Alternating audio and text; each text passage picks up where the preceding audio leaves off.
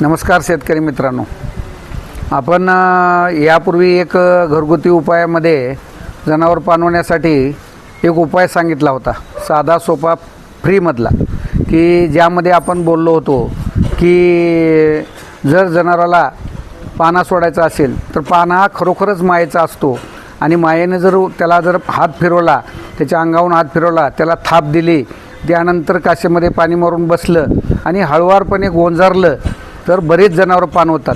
काही लोकांचं म्हणणं होतं की असं कसं शक्य आहे.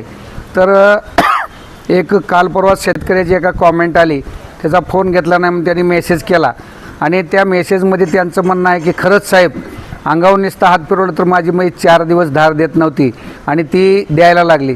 तर मित्रांनो, हे लक्षात घ्या की जनावर असो, माणूस असो, कोणीही असो, मायेचा भुकेला असते आणि पाना हा कधीही मायेचाच असतो.